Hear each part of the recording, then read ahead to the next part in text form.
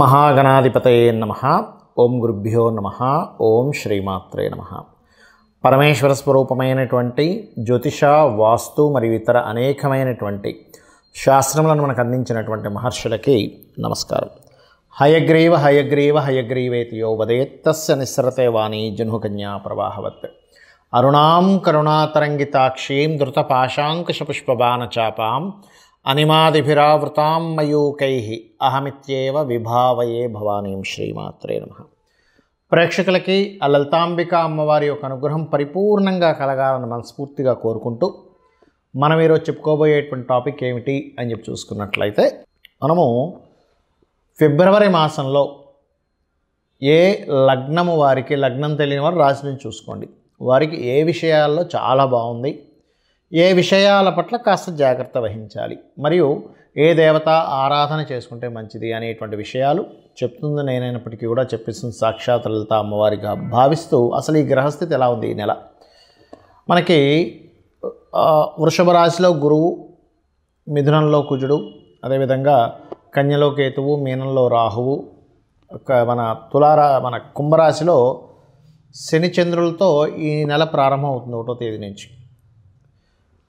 మకర రాశిలో రవి బుధుల యొక్క సంచారం జరుగుతుంది.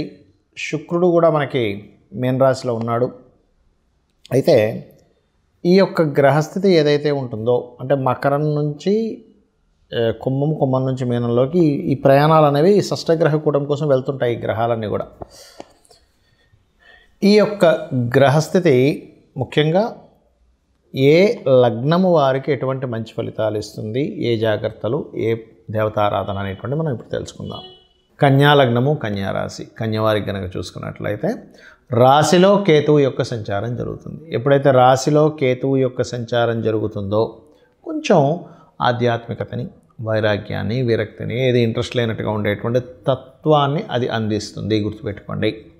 కాకపోతే ఈ మనకి లగ్నం నుంచి 5వ స్థానంలో పంచమంలో బుధుడు రవితో ఎప్పుడైతే కలిసి ఉన్నాడో ఇక్కడ ఇచ్చేటువంటి రిజల్ట్ షేర్ మార్కెటింగ్, ఫ్రెండ్స్ మూలంగా ఏదైనా కలిసి రావడము, సంతానం కోసం చేసే ప్రయత్నం ఫలించడము, విదేశాలకు సంతానాన్ని MBA లాంటి బిజినెస్ రిలేటెడ్ సంబంధించిన నేర్చుకోవడానికి పంపించేటువంటి ప్రయత్నము ఇక్కడ ఫలిస్తుంది. ధన సంబంధించినటువంటి విషయంలో ధనాధిపతి శుక్రుడు ఉచ్చస్థితిలో రాహుతో కలిసి ఉన్నాడు. మీ యొక్క జీవిత భాగస్వామికి ఆన్లైన్ త్రూ కానీ, లేనట్లయితే విదేశీ కంపెనీల వల్ల కానీ, లేనట్లయితే విదేశాలకు పంపించేటువంటి ప్రయత్నం కానీ ఖచ్చితంగా ఫలిస్తుంది. చేస్తున్నటువంటి ఉద్యోగంలో కాస్త ఒత్తిడి అధికంగా ఉంటూ ఉంటుంది ఈ సమయంలో మీకు. అలాగే భూముల ద్వారా, విద్యా సంస్థల ద్వారా ఎవరికైనా ఏదైనా నేర్పడం ద్వారా ధనయోగం, కన్స్ట్రక్షన్ ద్వారా కూడా ధనయోగం అనేటువంటిది చాలా బలంగా ఉంది. శత్రువుపై జయాన్ని, కాంపిటీషన్ వాటిల్లో సక్సెస్ అవ్వడానికి బలమైనటువంటి యోగం ఉంది.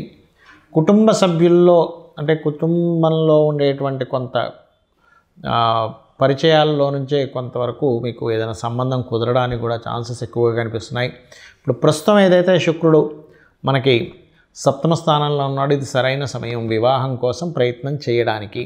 కాకపోతే లగ్నంలో కేతు ఉన్నందుకు అక్కడ అవతల వాళ్ళు సహకరిస్తున్నా సరే మీకుగానే సరళ ఇప్పుడు వద్దులే తర్వాత అనేటువంటి ఒక పోస్ట్పోన్ చేసేటువంటి తత్వాన్ని లగ్నంలో ఉండే కేతు ఇస్తుంటాడు. కాబట్టి ఉదయాన్నే నిద్రలేచి చక్కగా గణపతిని ఆరాధించండి. గణపతిని ధ్యానం చేసుకున్నట్లయితే 100% మీకు ఆ విరక్తి, వైరాగ్యము ఇది తగ్గిపోతుంది పూర్తిగా.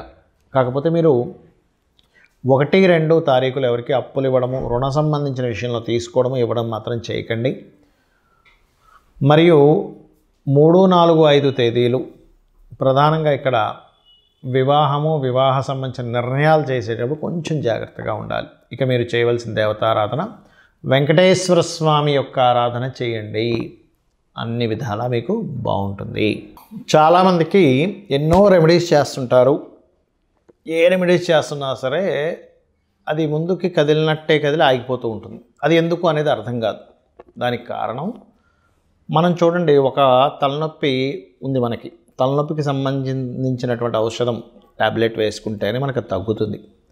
కడుపు నొప్పికి ఒకటి, తలనొప్పికి ఒకటి, లేనట్లయితే అజీర్ణ వ్యాధి అయితే ఒకటి, జ్వరానికి అయితే ఒకటి, ఇంకో దానికి మనకి వైటమిన్స్ సంబంధించినవి ఎలా అయితే వేరువేరుగా ఉంటాయో, మొట్టమొదటిగా మనకున్న సమస్యని తీర్చడానికి ఏ గ్రహానికి చేసుకోవాలి, ఏ దేవతారాధన చేసుకోవాలని ముఖ్యంగా తెలుసుకోవాలి. మీరు ఇక్కడ పూజ చేసుకోవాలనగానే ఏదో లక్షలు వేలు ఖర్చు పెట్టేసి పెద్దగా చేస్తేనే భగవంతుడు అనుగ్రహిస్తాడు అనుకోవడం పూర్తిగా తప్పు. గుర్తుపెట్టుకోవాలి. మీరు ఇంట్లో చిన్నగా ఒక చిన్న గణపతి బొమ్మ పెట్టుకున్న, అమ్మవారిది ఏదైనా చిన్నది మీరు ఒక పటం పెట్టుకొని కూడా మీరు గనక భక్తి శ్రద్ధలతో ఎటువంటి ఫలాపేక్ష రహితంగా, అంటే ఎటువంటి ఫలము ఆశించకుండా గనక భగవంతుడికి మీరు గనక చేయగలిగితే దానికి మించినటువంటిది మరొకటి లేదు. గుర్తుపెట్టుకోండి.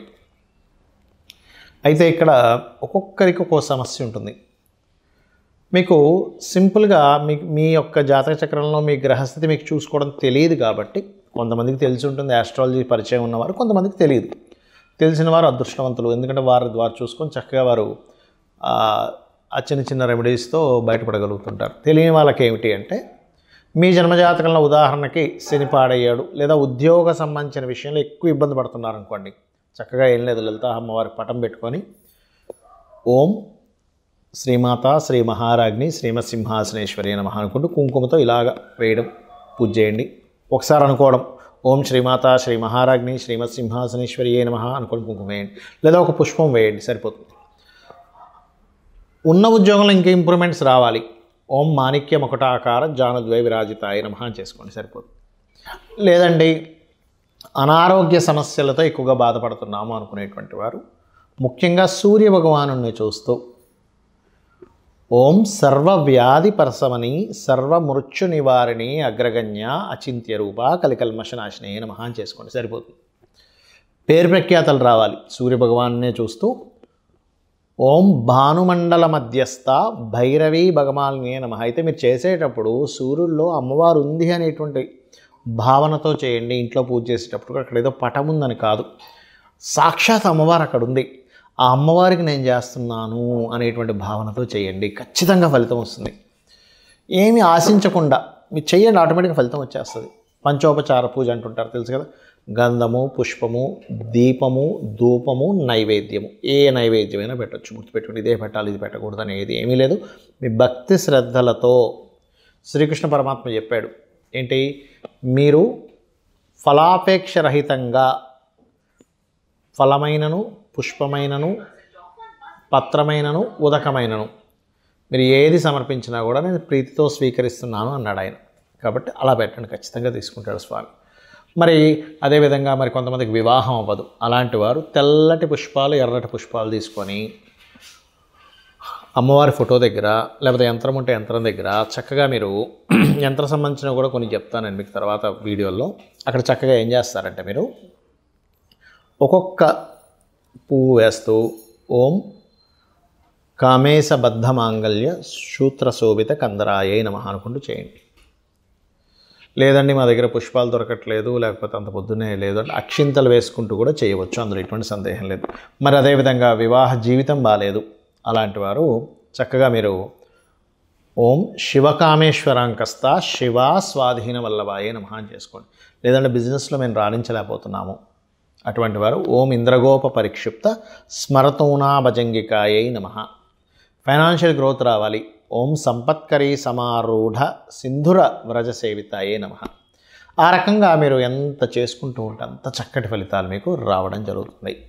అలాగే మరి కొంతమందికి అప్పులు ఎక్కువగా ఉంటాయి, వాళ్ళ రేపు అప్పుల బాధలు చాలామంది పడుతున్నారు, ఓం అపర్ణాయే నమః అని చక్కగా బిల్వ దళాలు కనుక మీ దగ్గర ఉంటే ఒక్కొక్క బిల్వ దళంతో అమ్మవారి దగ్గర పెడుతూ ఒక పుష్పము బిల్వదళం కలిపి చేయండి, ఖచ్చితంగా మీరు అప్పుల బాధల నుంచి బయటపడతారు. అయితే ఇక్కడ ఏంటంటే చాలామంది ఈ గోచార ఫలితాలు అనేటువంటివి కొంత పర్సెంట్ పనిచేస్తుంది, కానీ మీ జన్మజాతకంలో ఉండేటువంటి గ్రహాల యొక్క స్థితి ఎలా ఉంది అనేటువంటి చాలా ముఖ్యమైనటువంటి అంశం. గ్రహస్థితి బాగుందనుకోండి, ఆటోమేటిక్గా మీకు గోచారంలో ఏ గ్రహం ఎక్కడికి వచ్చినా సరే మీరేమి చింతించాల్సిన అవసరం ఉండదు, గుర్తుపెట్టుకోండి. కాబట్టి గ్రహస్థితి మీ జన్మజాతకంలో ఏ దశ నడుస్తుంది, ఏ అంతర్దశ నడుస్తుంది, ఏ యోగం ఉంది చాలా ఇంపార్టెంట్. అంతేగాని ఏలినాటి శని వచ్చేసిందని భయపడిపోవడం, అమ్మో కాలసర్పదోషం ఉందని భయపడిపోవడం ఇవేమీ అక్కర్లేదు. ఇంకా అన్నిటికంటే ముఖ్యంగా చెప్తాను, మీకు ఏ గ్రహస్థితి ఉన్నా ఎలా ఉన్నా అమ్మవారిని నమ్ముకొని అమ్మ నువ్వు ఉన్నావు నాకు చాలా ధైర్యం, నా పని నేను ధర్మంగా చేసుకుంటూ వెళ్తూ ఉన్నాను అనుకునేటువంటి వారికి అమ్మవారి రక్ష 100% ఉంటుంది. ఏమీ భయపడాల్సిన పని లేదు. శ్రీమాత్రే నమః.